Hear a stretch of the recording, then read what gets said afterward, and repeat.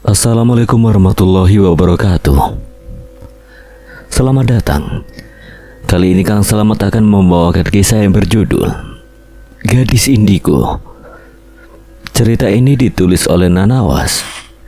Dan sebelum kita masuk ke ceritanya, buat kalian yang belum subscribe channel ini, tekan tombol subscribe-nya terlebih dahulu dan tekan tombol notifikasinya agar kalian tidak ketinggalan romansa lainnya dari Kang Selamat. Nggak usah berlama-lama lagi, langsung saja kita masuk ke ceritanya. Gadis Indigo. Setelah kepergian Rahayu puluhan tahun silam, Yuana dibesarkan oleh Santoso dan Ani, bahkan sampai Yuana tumbuh menjadi gadis remaja. Ani tak dapat memiliki keturunan, itulah sebabnya ia menganggap Yuana sebagai anak kandungnya sendiri. Saat Yuani sudah memiliki calon pendamping hidup, yang ada di sampingnya adalah Ani. Namun setelah pernikahan itu selesai, Ani meninggal dunia karena memang sebenarnya Ani memiliki penyakit yang sejak lama ia sembunyikan dari suami dan anak tirinya itu. Singkat cerita, Yuana hamil anak pertamanya, yaitu Arkan. Dokter sudah menyarankan agar Yuana tidak mempertahankan Arkan, sebab nanti akan berbahaya pada dirinya. Tapi Yuana yang keras kepala itu tetap mempertahankan Arkan sampai pada akhirnya anak itu lahir ke dunia. Meskipun tak dapat lagi memiliki keturunan, Yuana dan Ozzy bahagia bisa memiliki Arkan dan juga merawatnya sampai tumbuh dewasa. Seandainya Mama masih ada ya Pak, mungkin Mama akan lihat betapa tampaknya Arkan selaku putra tunggal satu-satunya Yua dan Mas Ozzy. Dulu Santoso mengatakan hal lain. Ia mengatakan Rahayu sudah meninggal dunia sejak Rahayu memilih pergi dari rumah begitu saja, membiarkan Yuana dibesarkan olehnya. Seandainya juga Mama Ani masih ada, pasti Arkan jadi punya nenek dua. Yang sudah tidak perlu diingat lagi, Wah. Yang terpenting kita yang masih ada tetap menjaga kesehatan dan selalu ingat pada Tuhan. Mendoakan mereka yang sudah tiada dari kejauhan di sini. Yuana memeluk sang ayah yang membesarkannya sampai ia tumbuh dewasa. Lalu saat Arkan berusia 15 tahun, saat itu pula Yuana meninggal dunia akibat kecelakaan. Ozzy yang mendengar kabar itu langsung hendak pulang ke Indonesia dan menyelesaikan pekerjaannya begitu saja. Namun sayangnya pesawat yang Ozzy tumpangi jatuh dan Ozzy dinyatakan meninggal dunia sebab tidak ada satupun orang yang selamat di dalam pesawat tersebut. Mayat Ozzy ditemukan di sebuah pulau meskipun wajahnya sudah tak berbentuk, hanya sebuah tato nama di tangan kirinya yang memberikan pernyataan bahwa itu memang Ozzy. Lalu ia dimakamkan di Thailand karena pihak keluarga yang meminta. Saat itu pula Santoso mengalami stroke dan sampai saat ini ia belum juga sembuh dari sakitnya meskipun sudah banyak ditangani dokter dan banyak berobat ke sana sini. Tidak hanya Santoso yang menderita tapi juga Arkan. Hidupnya hancur, ia bahkan hampir menyerah jika saja sang kakek bukan menjadi alasannya tetap hidup. Arkan merawat Santoso sepenuh hati. Ia rela homeschooling, ia rela menderita akibat lepas dari candunya terhadap narkoba. Semua ia lakukan demi sang kakek. Ia juga yang menghandle perusahaan ternama milik sang kakek. Meskipun saat itu ia masih berusia 17 tahun. Arkan adalah anak yang terlahir cerdas. Bahkan perusahaan yang Arkan kelola bisa menghasilkan banyak pundi-pundi uang. Sampai akhirnya perusahaan tersebut memiliki banyak cabang dan orang kepercayaan. Sang kakek mendirikan sekolah bernama SMA Anugerah sebagai hadiah untuk Arkan yang berhasil membaca bangga. Tak sia-sia rasanya Santoso membesarkan Yuana. Rupanya Yuana dapat melahirkan seorang putra kebanggaan yang luar biasa. Arkan terlahir berbeda sejak kecil. Santoso mengetahui itu saat pertama kali Arkan menyebutkan nama lain juga sering berbicara sendirian di kamar. Tidak aneh, sebab Santoso memiliki kemampuan yang serupa. Ia tahu pula bahwa Rahayu menganut ilmu hitam, dan ia tahu bahwa Rahayu akan kembali membalaskan dendamnya. Ada sebuah penyesalan yang mendalam, di mana saat itu Santoso menyesal karena membiarkan Rahayu pergi begitu saja. Tidak seharusnya ia bersikap sekasar itu dan menceraikan Rahayu tanpa rasa berperi kemanusiaan. Jika saja perceraian itu tidak terjadi, mungkin Rahayu tidak akan sampai menganut ilmu hitam. Tentu saja Rahayu melakukan itu agar ia abadi. Ia memiliki uang yang banyak dan hidup dalam harta berlimpah serta tujuannya untuk balas dendam tercapai. Keesokan harinya, SMA Anugerah nampak ricuh dengan kehadiran murid baru yang menurut para ladies bahwasanya murid tersebut sangatlah tampan meskipun tampangnya terlihat dingin. Wow, gila, murid baru di kelas siapa tuh? Pak Arkan tetap nomor 1 di hati saya. Gue pindah haluan dari Pak Arkan ke dia aja deh. Kira-kira begitulah komentar para murid perempuan di sekolah SMA Anugerah. Sementara murid pria nampak cuek-cuek saja, tapi ada pula yang iri. Rehan Putra, pria tampan itu sekarang menjadi murid SMA Anugerah. Ia sengaja memasuki sekolah yang sama seperti Tera agar setiap harinya keduanya bisa bertemu dan menghabiskan waktu berdua kembali seperti dulu saat masa-masa kecil. Rehan, lo sekolah di sini? Yoi, gimana? Ganteng gak gue pakai baju seragam SMA Anugerah? Di, pede lo selangit kagak hilang-hilang. Tera, lo kenal sama murid baru itu? Cemlangin gue dong, lo kan udah sama Pak Arkan, bolehlah gue sama yang ini. Tera tertawa terbahak-bahak membuat Rehan bingung siapa yang sedang ia tertawakan. Ngapa ketawa? Tahu nih gak jelas emang si Tera Jana. Rey, kenalin, dia Jessica sahabat gue. Jess, kenalin, dia Rehan sahabat kecil gue. Jessica mengulurkan tangannya hendak berkenalan dan Rehan menerimanya santai. Keduanya memperkenalkan nama masing-masing. Ya, meskipun Rehan terkesan terpaksa, Rehan hanya bisa bersikap ramah, lemah lembut dan bicara panjang lebar apabila bersama Tera. Sementara pada gadis lain, ia nampak acuh bahkan seperti orang bisu yang tidak bisa bicara. Mungkin benar Rehan memiliki perasaannya lebih untuk Tera, tapi tidak untuk Tera padanya. Tera hanya menganggapnya bahkan seperti saudara kandung sendiri. Murid-murid sekitaran nampak iri dengan Tera yang selalu berhasil merebut perhatian para cogan di sekolah, padahal Tera tidak berniat tebar pesona. Ya, memang pada dasarnya Tera menarik saja, jadi mudah bagi para pria terpikat kepadanya. Arkan memasuki kelas IPA. Ia cukup terkejut dengan kehadiran Rehan sebagai murid baru di kelas IPA. Untung bukan di kelas fisika, gumamnya dalam hati. Urusan Rehan menjadi murid baru di sekolah bukanlah hal yang menegangkan bagi Arkan.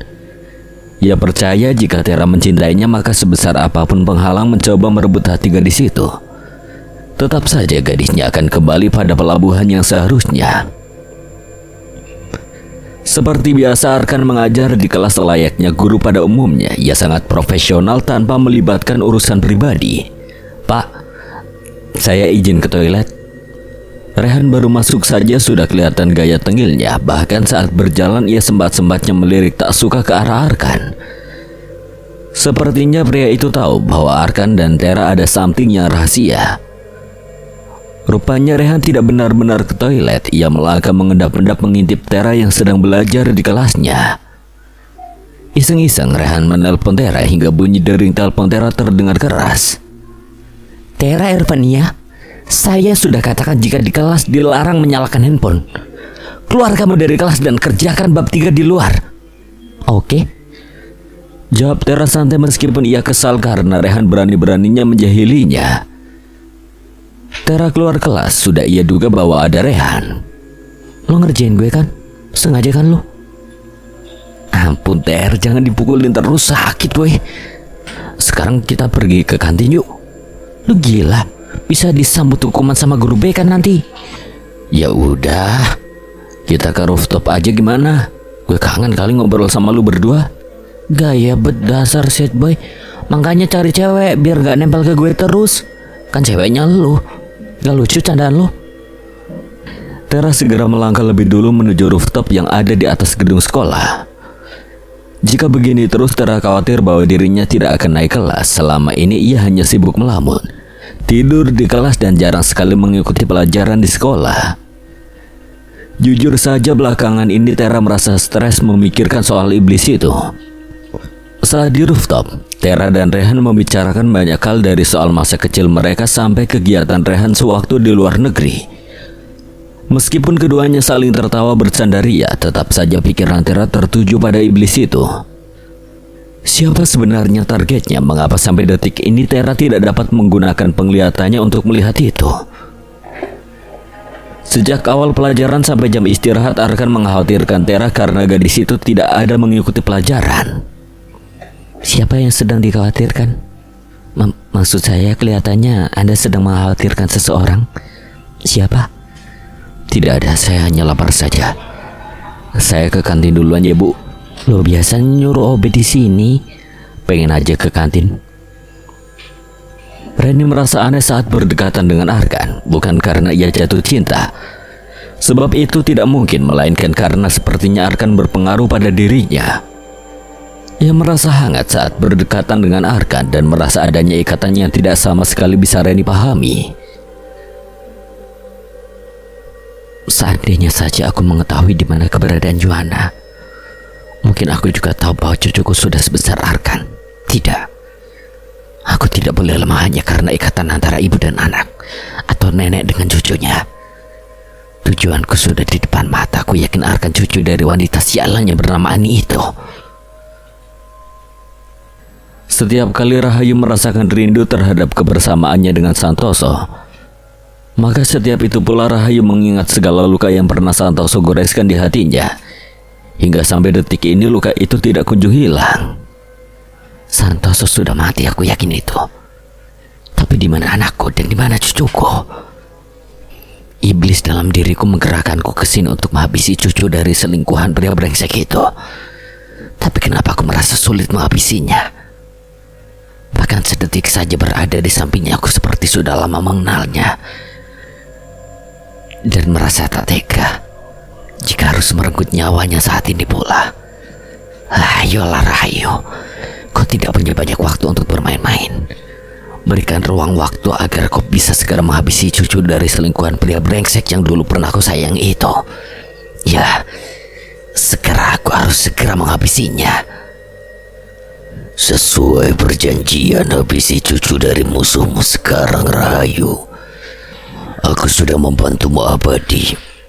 Dengan kecantikan yang saat ini kau miliki, maka aku membutuhkan nyawa pria itu sebagai tanda pengabdianmu padaku. Suara itu terdengar lantang di telinga Rahayu yang berperan sebagai Reni selaku guru di sekolah SMA Anugrah. Iblis itu nampaknya menyembunyikan kebenaran bahwa Arkan adalah cucu kandung Rahayu. Ia menginginkan Arkan sebagai tumbal sebagaimana menambah kekuatannya. Rahayu mengikat perjanjian dengan sang iblis beberapa tahun silam. Ia berjanji akan menyerahkan cucu dari keturunan Santoso. Tapi hingga detik ini sudah 1 bulan lamanya menyamar sebagai guru. Rahayu belum juga bisa menghabisi Arkan. Semakin hari Rahayu semakin dekat dengan cucunya sendiri. Mereka sering menghabiskan waktu bersama. Rahayu merasa ada ikatan batin antara dirinya dengan Arkan meskipun sulit untuk ia pahami. Tera cemburu melihat kedekatan Arkan dengan Reni karena ia tidak mengetahui yang sebenarnya. Gila aja sih Arkan, ngapain coba nenek-nenek dideketin? Masih cantik gue kemana-mana.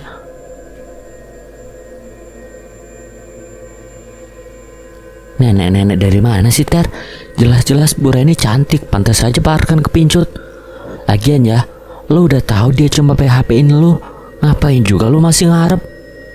BTW gimana kabar Rehan setelah dikeluarin dari sekolah ini Ter? Ya, Rehan dikeluarkan dari sekolah akibat seringkali melakukan kesalahan. Pria itu hanya membuang-buang waktunya untuk terus mencari kesempatan berduaan dengan Tera, hingga membuat Arkan geram dan mengeluarkannya dari sekolah dengan alasan yang masuk logika perihal Rehan yang tidak pernah mau mengikuti aturan SMA. Dia pindah ke SMA Bangsa. Belakangan ini gue jarang ketemu dia. Dia kayak ngindar dari gue. Ngindar gimana? Jarang chat gue dan bahkan ketika gue chat dia pun hanya sekedar dibaca aja. Sebenarnya itu semua karena gue yang nolak dia. Jadi dia nembak lo. Ya karena gue cintanya sama Pak Arkan. Dia jadi jauhin gue. Gila dasar. Cowok secakep Rehan perhatian kayak Rehan lu sia-siain cuma demi Pak Arkan yang justru sekarang lagi deket sama cewek lain. Ya gue ngerasa Arkan deket sama Bu Randy karena ada sesuatu yang gak bisa gue tahu. Maksudnya, ya intinya gue gak ngerasa kalau Arkan nyakitin gue sekalipun dia hampir tiap hari bareng sama nenek tua itu. Lo kenapa sih suka ngatain Bu Randy nenek tua? Ya karena dia emang nenek-nenek. Selalu deh, dasar cemburuan. Biarin aja, makanya jadian. Nanti kalau gue jadian sama Arkan, lo mau apa dari gue? High heel Saint Laurent, tas merek Givenchy, sama duit 500.000. Gimana? Lo mau ngerampok gue? Lo kan anak orang kaya, masa gitu aja keberatan? Yang kaya itu orang tua gue mah gak punya apa-apa. Intinya lo mau atau enggak? Oke deal, nanti gue minta sama Arkan. Dasar cabe, lo bijinya. Laki yang punya biji gue kagak. Dasar mesum, di mana ada. Malam ini Randy sudah memutuskan untuk mengajak Arkan pergi ke satu tempat. Arkan, sudah sampai sini saja, rumah saya nggak jauh dari sini. Arkan menghentikan mobilnya di pinggir jalan. Hampir setiap hari keduanya berangkat dan pulang bersama. Gunanya agar Arkan semakin dekat dengan neneknya sendiri. Sudah sekian lama Arkan menginginkan keberadaan sang nenek. Saat ia sudah menemukannya, maka ia berjanji akan segera membawa neneknya ke jalan yang benar dan ikut bersamanya sebagai keluarga. Arkan, nanti malam ada acara apa? Gak ada sih Bu. Jangan panggil Bu, panggil aja Reni biar lebih akrab. Iya Ren. Dasar pria brengsek, kelakuannya sama seperti neneknya yang suka sekali menggoda. Gimana kalau kita ketemuan di satu tempat? Bisa, tapi biar saya atur tempatnya gimana? Boleh, nanti kamu hubungi saya aja ya Ar. Oke. Setelah itu Arkan pamit pulang. Reni merasa berbeda dengan Arkan. Semakin dekat dengannya, semakin besar pula rasa penasarannya karena ia merasa tak sanggup menghabisi pria itu. Siapa sebenarnya dia? Kenapa aku merasa bahwa dia memiliki ikatan denganku? Hentikan omong kosong berayu. Fokus pada tujuanmu. Malam ini adalah malam yang tepat untuk merenggut nyawanya. Gunakan ilmu hitammu untuk menghabisinya, dan minumlah darah segar itu sebagai keabadianmu. Baik, aku pasti akan lakukan itu. Arkan tidak benar-benar pulang ke rumah. Ia akan menemui Tera hari ini juga dan mengajaknya untuk pergi ke rumahnya, seraya memperkenalkan gadis itu pada kakeknya. Suara klakson mobil terdengar di depan gerbang rumah Tera. Gadis yang semula sedang belajar itu kini bangkit dari kamarnya dan melihat siapa yang datang lewat balkon kamarnya. Tera, kekasihmu datang. Lo masih calon, lihat tuh. Dia tuh cinta mati sama gue. Apa kau tak merasa dipermainkan? Kagak, dia dekat sama iblis itu sebagai pelampiasannya aja. Karena cemburu lihat gue sama Re waktu itu hampir Ya udahlah, gue males bahasnya. Baik, gue mau temuin dia dulu. Benar-benar mirip dengan mamanya, barbar macam singa. Tera langsung saja menuju pintu depan rumahnya, lalu membuka pintunya. Di sana Arkan baru keluar dari mobilnya dan langsung berjalan menghampiri Tera. Cari gue ya Ar? Lo udah gak marah kan Ar? Untuk apa marah? Sementara yang menjadi pilihan adalah saya sendiri. Hah? Maksud lo? Rehan meminta kamu menjadi kekasihnya, tapi kamu menolak karena kamu mencintai saya. Benar begitu Tera Ervania? Hah? Dari mana? Arkan langsung menarik tangan gadis itu lalu memintanya untuk segera masuk ke dalam mobil. Lo mau culik gue ya? Lo mau bawa gue kemana? Ikut ke rumah aku. Ada banyak hal yang harus kamu tahu. Tapi lo sama iblis itu? Dia bukan iblis Tera. Gue sayang sama dia. Dia orang yang gue cari. Maksud lo apa? Lo mainin gue? Lo ajak gue ke rumah lo sekarang mau apa? Mau lihat acara pertunangan lo sama nenek tua itu? Arkan diam saja. Ia langsung menyalakan mesin mobilnya. Beberapa kali Tera berontak. Bahkan gadis itu menangis, tapi tetap saja Arkan pada pendiriannya. Ia tidak sama sekali memperdulikan tangisan Tera. Apa sih sebenarnya mau lo? Lo gila ya mau serius sama nenek tua itu? Lo bakalan nyesel Arkan. Berisik sekali gadismu itu Arkan. Lu bukannya temennya Cici? Ya sekaligus teman pria di sampingmu. Arkan jadi lo? Nanti aku jelasin di rumah ya sayang. Kamu diam aja dulu, bisa kan? Tera terdiam, ia mengusap air matanya kasar. Di sisi lain ia kesal karena Arkan membohonginya. Di sisi lain ia juga penasaran dengan apa yang sebenarnya. Sampai di rumah Arkan, gadis itu sepertinya mendapatkan penglihatan yang masih samar-samar. Kepalanya sedikit sakit, namun masih bisa ia tahan. Kenapa sayang? Diam lu, gak usah sayang-sayangan segala. Lu udah bohongin gue Arkan. Lu indigo kan? Sejak kapan aku bohongin kamu yang? Emang kamu pernah nanya? Enggak kan? Aku gak nyembunyiin apapun dari kamu. Cuma kamunya aja yang belum tahu terlalu jauh tentang aku. Pantas saja waktu ada orang kesurupan lu santai-santai aja. Aku sayang kamu, Ter. Sekarang kita masuk ke dalam ya, ketemu kakek aku. Romantis sekali, aku juga ingin disayang seperti itu. Cici, lu udah tahu semuanya. Sialan, kenapa lu gak kasih tahu gue? Kabur ayo, Opi, kita pergi dari sini. Kedua hantu itu menghilang begitu saja. Tera benar-benar kesal. Mengapa bisa ia dibohongi oleh banyak hal hari ini? Arkan membawa Tera menemui kakeknya yang membuka pintu kamar tempat kakeknya berada di sana. Mendadak kepala Tera sakit saat pertama kali ia melihat sang kakek. Ter, kamu gak apa-apa? Biarkan saja Arkan, penglihatannya sedang bekerja. Ia akan tahu semuanya. Saking sakitnya Tera sampai duduk di lantai. Penglihatannya mulai memasuki area di masa lalu. Tera mengetahui semuanya. Penglihatannya menunjukkan sesuatu yang tidak sama sekali Tera sangka-sangka.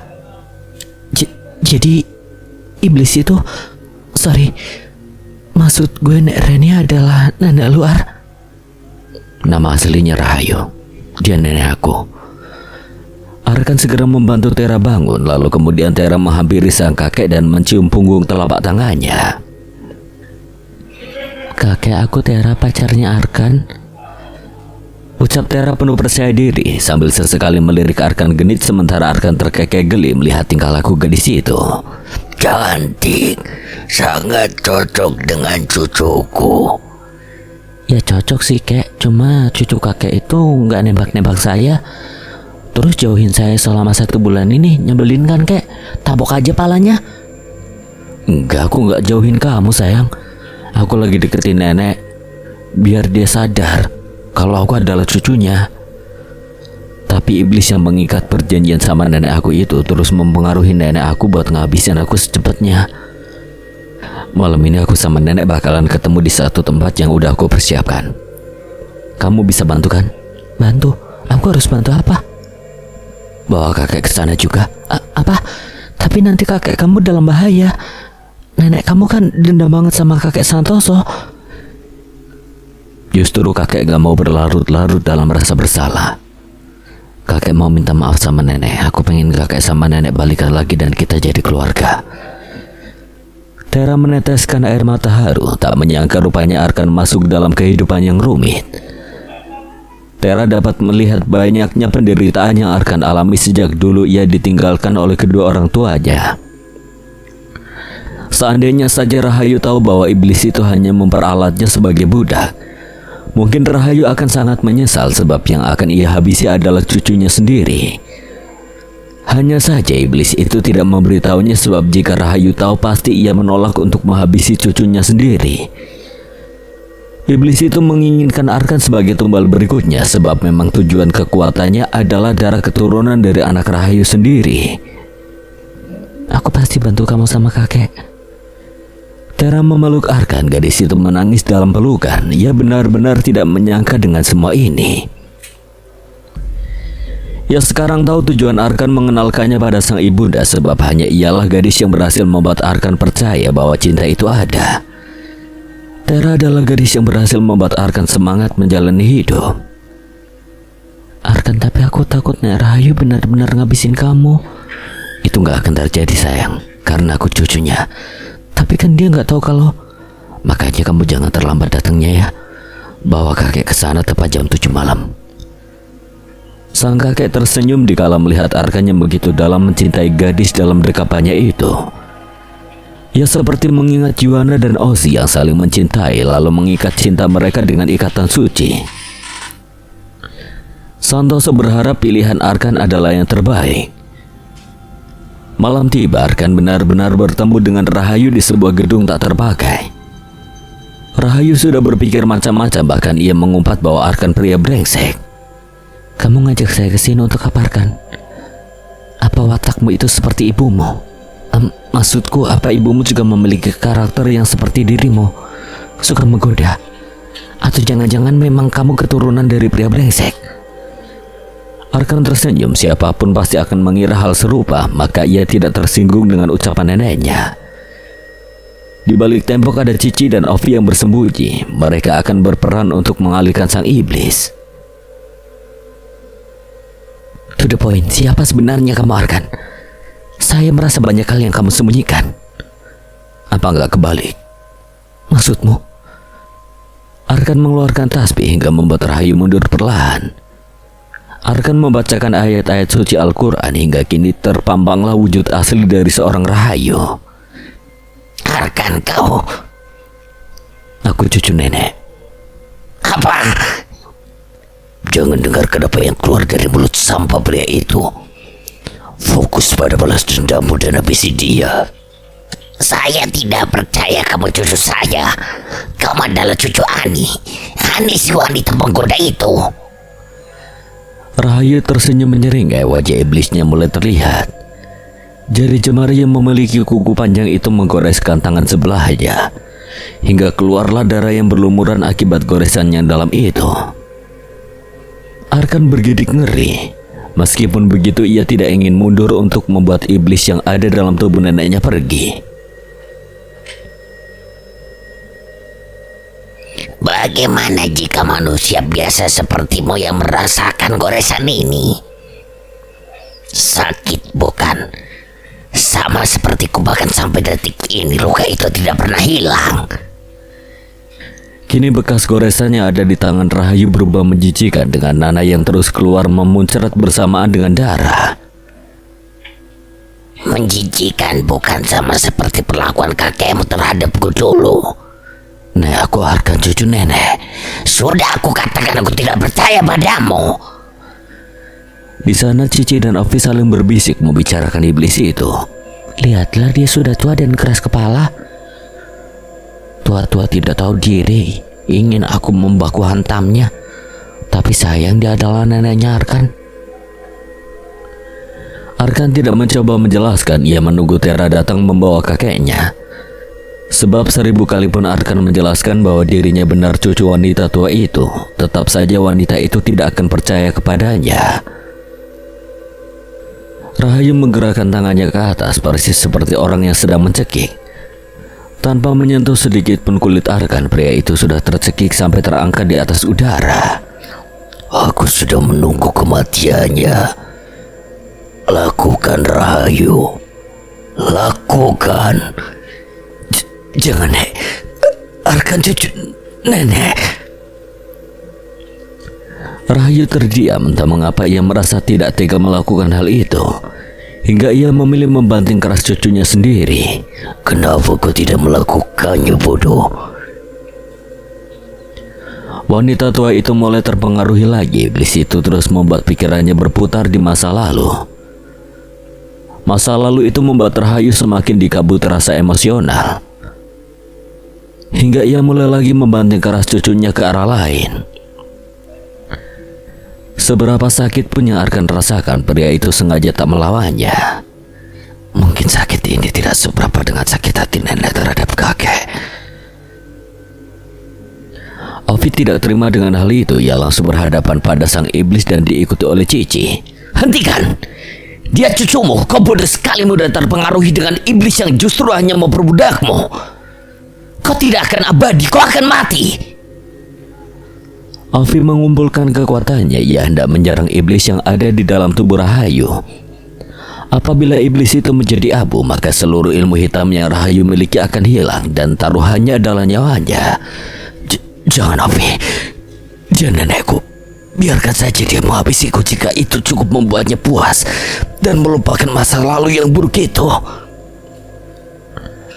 Ovi tidak peduli, ia tetap akan menghancurkan iblis itu, tapi sia-sia saja. Karena iblis itu lebih kuat darinya hingga kini ia yang terpental. Ovi, kamu di mana? Hei iblis, kemana kau tendang temanku? Cici aku di sini. Aduh, pantatku sakit. Ovi terjuntai pada tembok paling ujung. Cici langsung menghampirinya dan menuntunnya untuk bangun kembali. Kalian tidak akan bisa menandingi kemampuanku, sebab aku lebih kuat dari siapapun yang ada di muka bumi ini. Rahayu kembali mencekik Arkan hingga Arkan hampir kehabisan napasnya jika saja Tera dan kakeknya tidak datang. Hentikan! Ucap sang kakek membuat Tera, Ovi, Cici, dan bahkan Arkan terkejut karena sang kakek bisa bicara. Bukan hanya mereka saja, tapi Santoso pun bingung mengapa ia bisa bicara. Arkan kamu nggak apa-apa? Tera begitu khawatir saat melihat darah yang keluar dari sudut bibir Arkan. Aku nggak apa-apa sayang. Untung kamu datang. Rahayu tak percaya jika saat ini ia bisa berhadapan langsung dengan mantan suaminya itu. Wanita tua itu mendekati pria tua yang duduk di kursi roda. Kau masih hidup? Iblis sialan, kau membohongiku. Aku tidak bermaksud membohongimu. Tapi bukankah bagus jika dia masih hidup? Kau bisa membunuhnya saat ini juga. Kembali lagi pikiran Rahayu mulai terpengaruhi oleh iblis itu. Jangan bunuh kakek. Sang kakek memberikan isyarat agar Arkan tidak maju, biarkan ini menjadi urusan keduanya. Saya Santoso masih hidup dan dia adalah cucu kamu. Ani tidak dapat memiliki keturunan. Dia sudah meninggal dunia akibat tumor yang ia derita. Anakmu Yuana sudah meninggal dunia sejak Arkan berusia 15 tahun. Rahayu, saya menyesal karena telah menceraikan kamu. Hingga sekarang kamu bersekutu dengan iblis. Maafkan kesalahan saya. Patu, aku tidak perlu banyak berceramah, sebab Rahayu ini sudah mengabdi kepadaku. Rahayu, saya tahu kau memiliki hati nurani. Lawan pengaruh buruk itu lalu kembali menjadi Rahayu yang dulu. Dia bukanlah Rahayu yang dulu. Rahayu yang lemah dan hanya mengandalkan air mata. Sekarang dia adalah Rahayu yang kuat dan dapat memiliki apa saja yang selalu ia inginkan, termasuk kematianmu dan cucumu. Iblis itu menarik Arkan lalu mendorongnya kuat sampai Arkan terjuntai lemah. Arkan, iblis sialan. Lu kalau berani jangan pakai senjata. Jangan pakai kekuatan lu di sini. Sini lawan gue. Tera sudah bergaya ala pemain tinju. Ia benar-benar kesal karena iblis itu berani menyakiti pria yang ia cintai. Gadis lemah, seandainya saja kemarin-kemarin aku menjadikan kau tumbal, mungkin kau tidak akan banyak kaya seperti sekarang. Tiba-tiba tangan dan kaki Tera tidak bisa digerakkan. Bahkan sekujur tubuhnya kaku. Ini kok gue nggak bisa gerak? Arkan, gue nggak bisa gerak. Diam dan jangan ikut campur urusanku. Sial, Tera benar-benar dibuat beku hingga ia tidak dapat melakukan apapun selain bergerutu dalam hati. Sebab iblis itu juga membuat Tera bisu sementara. Jangan sakiti cucumu sendiri, Rahayu. Kau telah membiarkan Yuana hidup bersama aku saat itu perusahaanku bangkrut. Hani yang menemaniku sampai Yohana memiliki seorang suami yang dapat membantu perusahaanku bangkit kembali. Aku tahu aku bersalah, tapi Arkan tidak. Rahayu menoleh pada Arkan yang lemah. Pria itu sedang mempertahankan dirinya yang sudah mulai tak berdaya akibat bantingan keras darinya. Bahkan Arkan tidak ingin membalasnya. Ia menyayangimu. Kau adalah orang yang ia cari selama ini. Jangan berhenti Rahayu, dia hanya sedang melempar peluru agar kau lemah. Aku sedang berbicara fakta bahwa Arkan memang cucumu. Cucu yang selama ini kau selalu idam-idamkan saat Joanna masih kecil. Kau selalu berharap Joanna memiliki suami dan juga anak yang tampan. Dan kenyataannya Joanna mendapatkannya. Ia beruntung dalam banyak hal, termasuk melahirkan seorang anak yang baik seperti Arkan. Cucuku, maafkan aku telah menyakitimu. Aku hampir membunuhmu secara cuma-cuma. Nek, Arkan sayang nenek. Seburuk apapun nenek tetaplah nenek Arkan. Maafin kesalahan kakek, Nek. Dan kembalilah pada kami. Hentikan sandiwara ini Rahayu. Fokuskan pada tujuanmu menghabisi keduanya. Tidak, aku tidak mau menghabisi cucu dan suamiku. Baiklah, kau menantangku. Iblis itu menggerakkan tangan Rahayu hendak mau mencekik Arkan. Namun Arkan segera membaca ayat-ayat suci Al-Quran hingga membuat tangan Rahayu sulit mencekiknya. Iblis itu tidak dapat menghabisi Arkan hingga ia beralih pada Santoso yang kemudian dia cekik sampai Santoso hampir kehabisan nafas. Arkan mencoba menghentikan. Ia bangkit dari tempatnya tapi terlambat. Sang kakek sudah tak bernyawa dan Rahayu sebagai pelakunya. Sebab tubuhnya lah yang dipergunakan oleh iblis untuk merenggut nyawa Santoso. Kakek Santoso, maafkan aku. Sementara Tera masih dalam posisinya yang tidak bisa bergerak. Cici, tolongin gue, kenapa woi? Cici dan Ovi menghampiri lalu kemudian melepaskan perangkap dari iblis tersebut yang membuat Tera membeku. Maafkan aku Arkan, aku telah membuatmu kehilangan segalanya. Nek, sekarang Arkan cuma punya nenek. Arkan harap nenek gak akan ninggalin Arkan.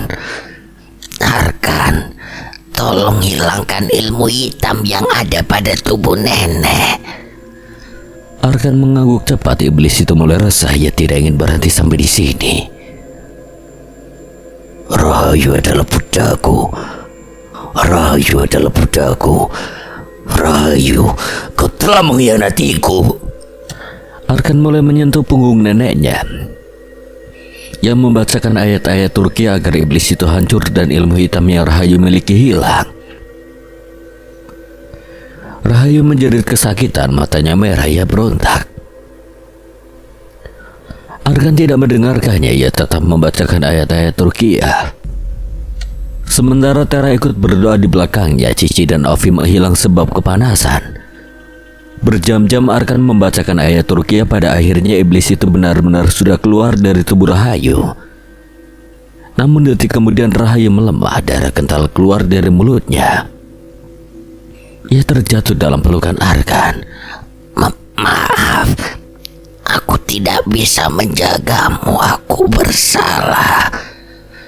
Itulah resiko yang harus ia dapat, sebab perjanjiannya dengan iblis itu apabila iblis itu hancur maka ia pun akan tewas. Arkan berteriak lantang, ia menangis dan memeluk sang nenek. Tera ikut menangis. Ia pun mencoba menenangkan Arkan dengan mengusap punggungnya pelan. Aku harap kamu bisa kuat jalanin ini. Ada aku, Ar. Aku akan selalu ada di samping kamu dengan apapun yang terjadi. Ini pertama kalinya dalam hidup Tera bisa melihat secara live kejadian tragis. Melihat iblis yang nyata ada di hadapannya dan api dari setiap kemarahan seseorang. Dari sini Tera belajar untuk lebih menghargai waktu, memaafkan yang sudah lalu, dan tidak selalu mengingat hal-hal yang menyakitkan. Sebab dengan terus mengingat luka maka akan menjerumuskannya pada bentuk emosional, dapat pula merusak akal sehat. Berdamailah dengan masa lalu dan mulai membenahi diri menjadi lebih baik. Memang benar patah hati adalah bentuk luka yang sulit disembuhkan. Namun setidaknya dengan tidak mengingat kembali, maka kita akan lupa bahwa luka itu belum sembuh. Balas dendam terbaik adalah menjadikan dirimu lebih baik. 2 tahun kemudian, Tera lulus. Ia begitu senang dan bangga. Bahkan saat ini ia berteriak heboh sekali memeluk Jessica. Semua ini karena tuntutan dari Arkan. Dulu ia paling malas belajar, namun saat bersama Arkan, ia mau mencobanya dan bahkan belajar menjadi kegiatan menyenangkan untuk Tera. No, Pak Arkan, no. Peluk sana. Ih, apaan sih? Gue malu tau.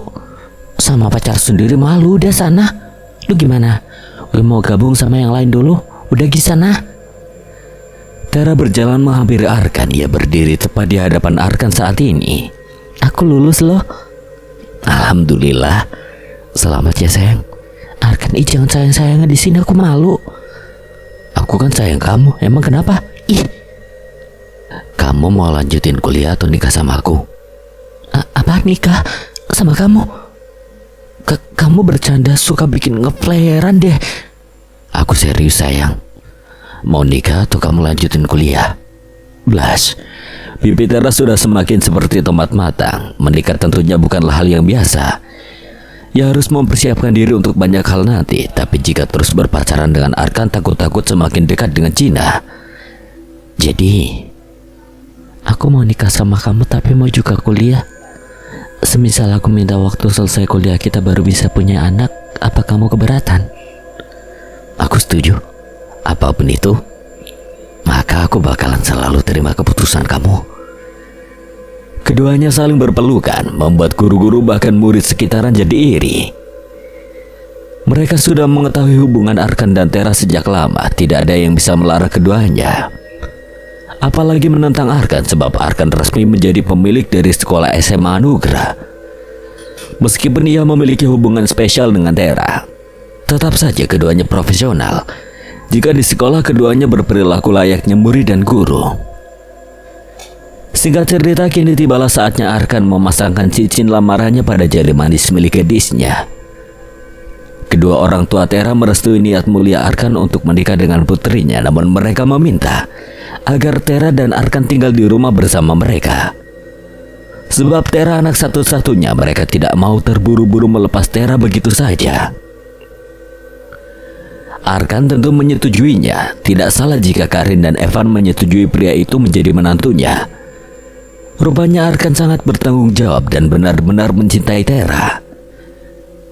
Lagi pula Arkan masih kuliah. Ia harus melanjutkan 1 tahun lagi, jadi tidak masalah jika keduanya harus tinggal di rumah orang tua Tera nantinya. Ci, aku kangen kamu. Pasti kamu seneng sekarang lihat aku udah mau nikah sama Arkan. Cici dan Ovi udah tenang di alam sana. Terutama kamu udah ada yang jagain. Dan aku udah ada yang bakalan ngurusin. Nanti kalau udah nikah kita sholat berjamaah berdua. Doain mereka biar masuk surganya Allah Ta'ala. Begitupun dengan nenek sama kakek aku dan pihak keluarga kamu yang udah gak ada. Ya sayang ya. Tera tersenyum lalu memeluk Arkan. Beruntung rasanya mendapatkan pria seperti Arkan. Karin dan Ervan pun ikut terharu dengan momen ini. Meskipun Arkan yatim piatu dan pergi melamar Tera tanpa didampingi siapa-siapa, tapi pria itu tetap datang meyakinkan perasaannya untuk melamar Tera. Hari silih berganti bergulir begitu cepat. Pernikahan akan segera dilaksanakan sekitar 1 minggu lagi. Dan saat ini Tera sedang memilih gaun pengantin di butik. Ponselnya berdering. Itu dari Arkan. Halo, ada apa, Ar? Kamu di mana, sayang? Kata Bunda kamu ke butik sendirian. Bener? Iya, Ar. Habis aku gak mau ganggu kamu. Aku jemput sekarang ya, sayang. Jangan kemana-mana, diam di situ. Tapi Arkan mematikan sambungan teleponnya. Tera menghela napas kasar, padahal ia tidak apa-apa jika tidak ditemani Arkan. Sebab ia paham bahwa pekerjaan Arkan itu banyak walaupun puluhan orang kepercayaan bisa mengerjakannya. ayo Mbak, gimana sih? Masa ini baju pengantinnya jahitannya kebuka? Butik apaan nih begini? Umpat seorang gadis yang sedang memilih gaun pengantin. Itu kan belum beres, Mbak. Suruh siapa Mbak pilih yang itu? Kan yang terpajang yang di depan sana. Kok lu malah nyolot sih? Seorang pria menghentikan keributan itu dan rupanya pria itu adalah Rehan. Rehan? Mbak, maaf atas perilaku calon istri saya. Ayo sekarang kita keluar dari toko ini. Tera hendak menghentikan tapi Rehan begitu cepat pergi. Jadi Re mau nikah juga? Tak disangka-sangka sekian lama tidak mengetahui kabar Rehan. Rupanya pria itu mau menikah juga dengan gadis yang asing di mata Tera. Sayang, kamu ngelamunin apa? Tadi aku ketemu Re, dia sama calon istrinya. Terus kamu cemburu? Arkan ya enggak lah, masa cemburu? Aku kan udah punya kamu. Tera kembali memilih gaun pengantinnya, tentunya ditemani oleh Arkan. Melihat Tera memakai baju pengantin meskipun hanya sekedar mencoba saja membuat Arkan semakin tidak sabar dengan pernikahan keduanya. Saat Tera berganti pakaian lagi, tiba-tiba ada yang menyentuh pundak Arkan. Dingin. Arkan menoleh ke belakang. Ia terkejut saat rupanya yang ada di hadapannya kini adalah... Hei Arkan, apa kabarmu? Untuk apa kau di sini? Kau mau menikah dengan siapa? Apa aku diundang nanti? Kau tidak lupa kan aku ini siapa? Aku udah punya pilihan gaun terbaik. Pokoknya nanti aku mau pesennya itu aja ya, Ar. Lu siapa? Tera terkejut dengan kehadiran sosok memakai baju pengantin yang berada tepat di samping Arkan. Tera memperlihatkan dengan seksama bahwa dia bukanlah manusia sebab banyak tetesan darah yang ada pada baju yang ia kenakan. Tidak lupa pula kakinya yang terangkat tidak berpijak pada lantai. Jadi dia gadisnya. Setelah aku pikir-pikir dia memang agak cantik sih. Tapi aku malas memikirkannya. Kita pulang ya, Yang. Kamu udah bereskan pesan baju pengantinnya? Nanti tinggal aku bayar aja. Arkan segera menuju kasir membayar baju yang diinginkan calon istrinya. Setelah itu ia menarik tangan Tera lalu menuju parkiran. Sungguh Arkan tidak ingin ada urusan lagi dengan Poppy selaku mantan kekasihnya di masa lalu. Ia tak menyangka jika Poppy akan hadir kembali sebagai hantu yang entah sengaja menggentayanginya atau memang takdirnya belum bisa membawanya ke akhirat. Di perjalanan Tera tak henti-hentinya menanyakan soal hantu itu. Ia sangat penasaran. Mengapa bisa hantu itu datang pada Arkan? Siapa dia, Ar? Lu mau jawab atau gue gak akan mau married sama lu? Oke, aku jawab. Dia mantan aku, namanya Poppy. Kita dijodohin sama kakek waktu itu, bahkan kita udah tunangan. Pas tiba waktunya dia mau nikah sama aku gak datang karena aku gak cinta sama dia. Lagian waktu itu aku baru semester 1, aku masih pengen fokus sama kuliah aku. Tera cukup terkejut dengan pernyataan itu. Saat Tera mau menanyakan tentang mengapa gadis itu tewas, Arkan sudah mengatakannya lebih dulu. Dia bunuh diri karena gak terima aku batalin pernikahan itu. Aku sih gak nyesel karena dia kayak gitu atas kebodohan dia sendiri. Sementara dia tahu bahwa aku gak cinta sama dia. Harusnya dia gak maksain, tapi dia terus-terusan berharap. Tetap aja kamu salah. Harusnya kamu datang aja terus batalin. Jangan lari gitu aja. Jangan-jangan nanti kamu mau lakuin hal sama aku. Astagfirullah, yang enggak tuh Yang. Aku kan cinta sama kamu, Ter. Awalnya Tera kesal, tapi karena Arkan terus berusaha membuatnya tenang, maka rasa kesal itu hilang. Lalu bagaimana nasib Poppy? Bahkan hantu itu mengikuti keduanya dengan duduk di atas mobil sambil nyemil bunga melati. Sialan sekali, akibat melewati ranting pohon, kepala Poppy jadi taruhannya. Kalau tak begitu aku duduk saja di dalam mobil. Poppy tidak berniat jahat, ia hanya ingin tahu keadaan Arkan saat ini. Ia juga tidak menyangka jika Arkan mau menikah. Sudah lama sekali keduanya tak berjumpa. Sekalinya jumpa dalam wujud Poppy yang sudah menjadi hantu. Akibat sekolah gaib selama hampir 3 tahun, aku jadi tidak bisa bertemu denganmu. Sekarang aku udah lulus, jadi kita bisa bertemu. Pulanglah Pi ke asalmu. Poppy ini belum sepenuhnya menjadi kuntilanak karena ia masih memakai baju pengantin. Maklum, baju kuntilanak sedang mahal-mahalnya karena mau lebaran, jadi Poppy belum sanggup membelinya. Tidak mau, Poppy masih ingin di sini. Ikut dengan Arkan, nanti kalau Arkan punya anak cowok, bolehlah comblangin. Tara membulatkan matanya sempurna. Ia tidak terima dengan permintaan Poppy yang konyol itu. Gak boleh. Anak gue sama Arkan nanti harus soleh dan dijauhin dari setan kayak lu. Siapa yang menyuruhmu bicara? Bahkan aku tidak menganggapmu ada. Lu yang hantu, kenapa gue yang dianggap gak ada? Udah di sana, lu balik asal lu. Lu cuma mantan Arkan. Suka-suka aku aja. Mau dimana pada aku berada, itu bukan urusanmu. Kok ini sangat membagongkan? Apa lu bilang? Kamu merasakan?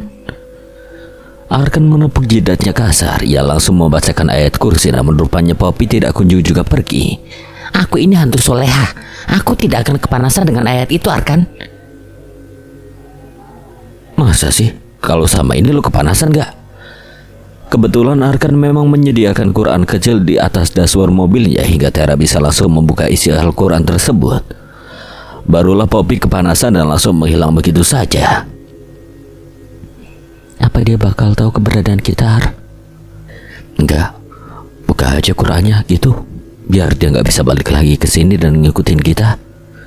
Aku harap dia nggak benar-benar ikut sama kita. Dan soal omongan dia itu yang bakalan ganggu anak kita nanti, semoga nggak terjadi.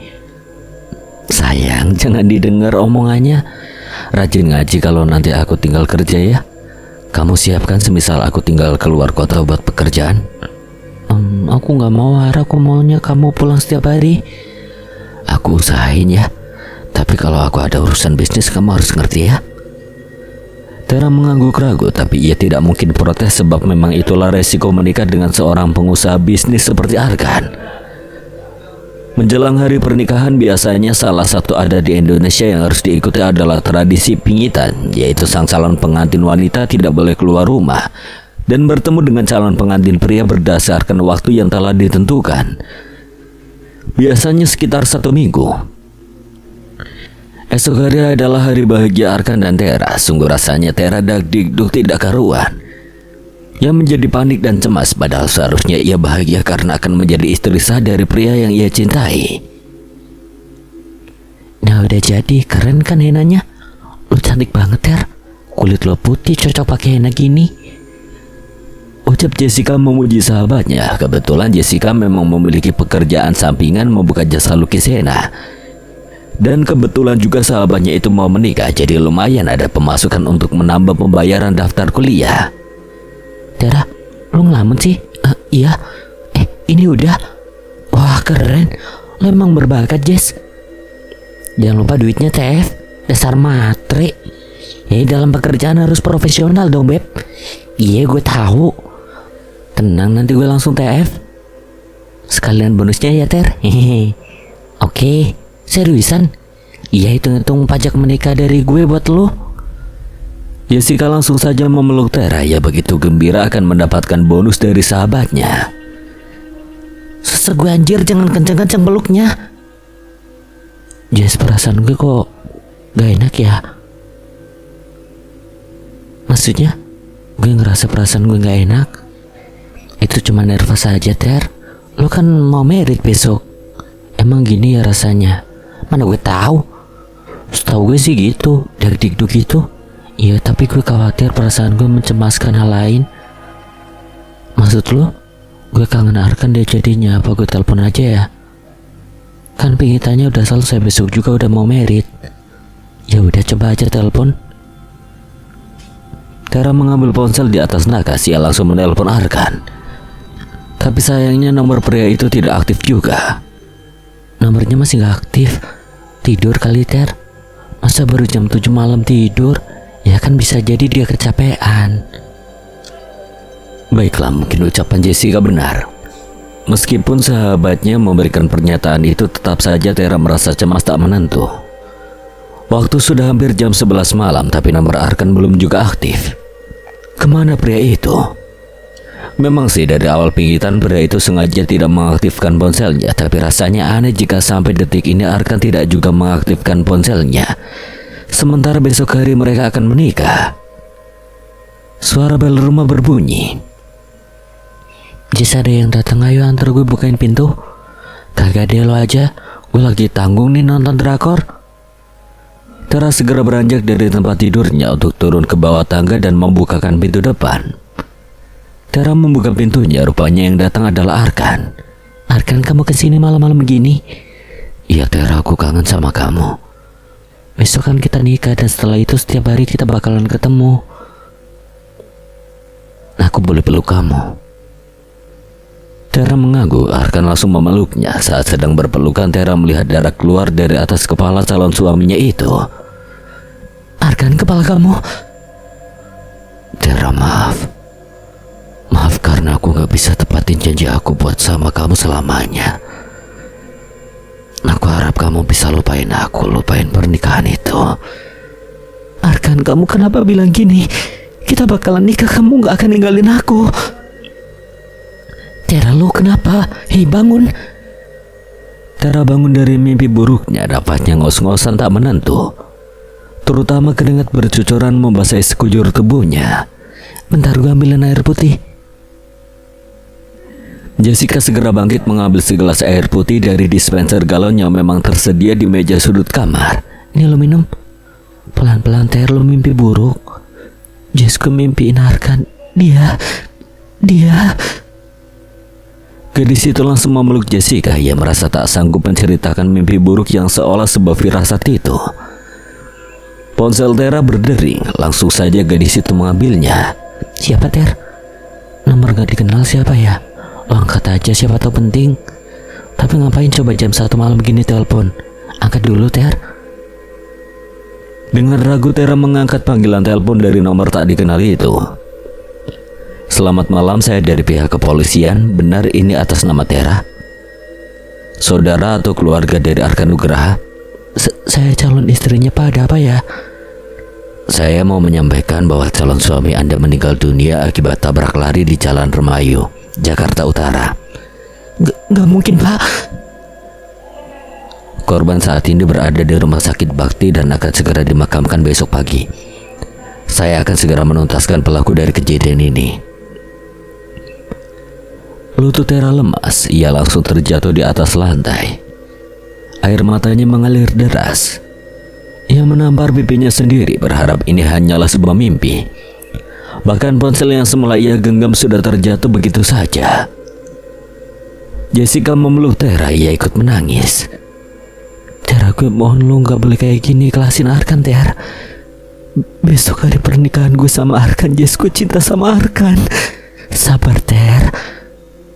Mendengar tangisan histeris itu membuat Karin dan Ervan terbangun dari tidur mereka.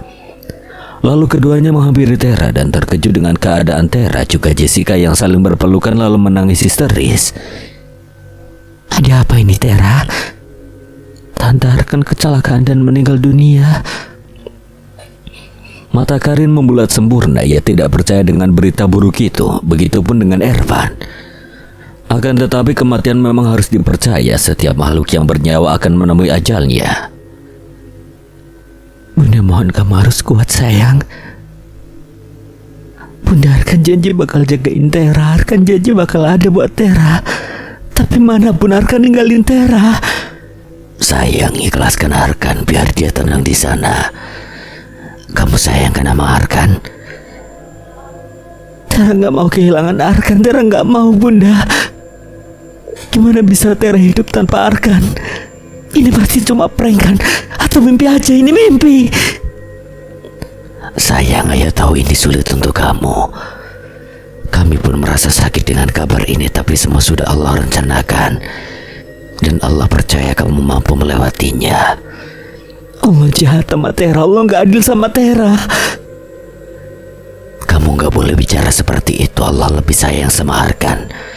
daripada kamu yang sayang sama dia. Hari ini, detik ini dan saat ini Tera kehilangan separuh hidupnya.